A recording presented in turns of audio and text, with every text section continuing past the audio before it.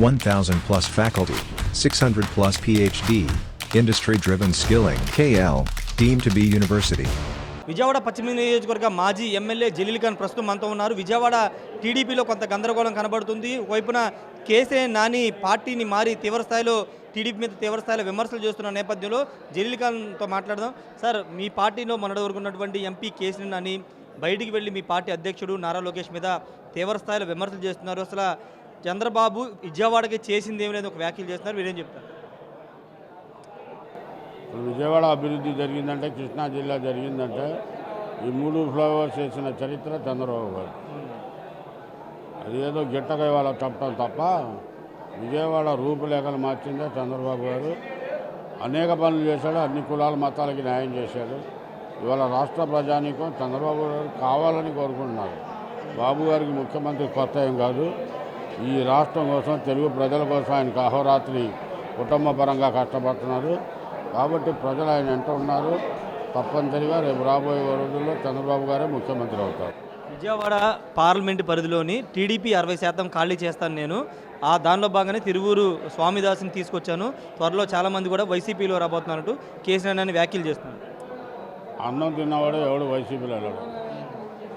వచ్చాం మన కోసం కాదు, రాష్ట్రం బాగుపడాలి, అభివృద్ధి చెందాలి అనే ఆలోచనతో ముందుకు వెళ్ళాలి. ఈ రాష్ట్రం బాగుపడాలంటే చంద్రబాబు గారు ఉండాలి. పార్టీలతో నిమిత్తం కాదు.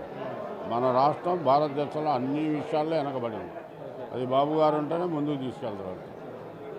అది అంటే టీడీపీకి సంబంధించి కేసీఆర్ అని చేస్తున్న వ్యాఖ్యల నేపథ్యంలో రేపు ఎలా ఉండబోతుంది? అక్కడ ఏం ఉండబోదు. శుభ్రంగా చంద్రబాబు గారు కూడా ముస్లిం మైనార్టీలు కూడా న్యాయం చేయాలి. ఎక్కడైతే వాళ్ళు గెలిచే అవకాశాలు ఉంటాయో వాళ్ళందరికీ సర్వే రూపంగా ఇవ్వాలి. నాకు తెలిసి కనీసం ఎక్కడైతే జనాభా దామాషా ప్రకారం మైనార్టీస్ న్యాయం చేస్తే, ఈ మధ్యకాలంలో ఇంతకుముందు మైనార్టీస్ వైసీపీ మగ్గు చూపించిన వాళ్ళు కూడా వాళ్ళు తెలుగుదేశం మగ్గు చూపిస్తున్నారు. మన విజయవాడ పార్లమెంట్లోనే దాదాపు 1,75,000 ఓట్లు ఉన్నాయి. అట్లాగే ఉమ్మడి జిల్లాలో 3,25,000 ఉంది. అట్లాగా ఇక్కడి నుంచి కడప దాకా ఏ నియోజకవర్గం అయినా 15,000 తక్కువ నియోజక ఓట్లు లేవు. కాబట్టి ఆ కులాన్ని కూడా బాబు గారు గౌరవించి ముందుకు తీసుకెళ్తారని ఆశిస్తున్నా, పూర్తి నమ్మకంతో ఉంది. పశ్చిమ నియోజకవర్గం నుండి జనసేన టీడీ పొత్తులో భాగంది. ఎవరు పోటీ చేస్తారనుకుంటున్నారు? మీ పార్టీకి సంబంధించి పోతిన మహేష్ జనసేన నుంచి ఆయన ట్రై చేస్తున్నారు. మీ పార్టీ నుంచి మీరు ఏమన్నా రేసులో ఉన్నారా? నేనే క్యాండిడేట్ని, నేనే ఉంటుంటా, గెలిచేది నేనే.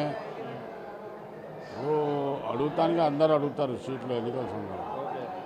గెలిచే స్తోమత ఉండాలి, ప్రజల్లో మంచి విలువలు ఉండాలి, క్యారెక్టర్ ఉండాలి. కాబట్టి ఇవన్నీ ఉన్నవాళ్ళు సర్వే రిపోర్ట్లో ఎవరు వస్తే గెలిచే గుర్రాలకు సీట్ ఇస్తారు. ఇది మాత్రం తెలుగుదేశం సీటు తెలుగుదేశం పార్టీకే ఇవ్వాలి. తెలుగుదేశం పార్టీ ఉంటేనే గెలవగలుగుతారు. అంటే మీ పార్టీకి సంబంధించి బుద్ధ వెంకన్న కూడా ట్రై చేస్తున్నాడు, నాగుల మీర వీళ్ళంతా కూడా వాళ్ళు కూడా ట్రై చేస్తున్నారు ప్రచారం. ట్రై చేస్తే ఎన్నికల సందర్భం అండి, పండగ ఇది. అందరు ఏదో ఆలామరిగా వస్తుంటారు, పోతుంటారు, అడుగుతుంటారు. తప్పేం లేదు.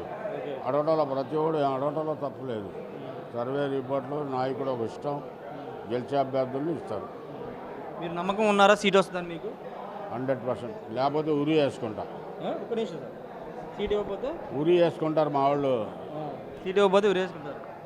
ముస్లిం మైనార్టీలు అంతా సిద్ధంగా ఉన్నారు మేము ఉరి వేసుకుంటాను కాడ. ఓకే, మరి ఈ విషయాన్ని చెప్పారా? బాబు గారి దృష్టికి తీసుకెళ్ళారా?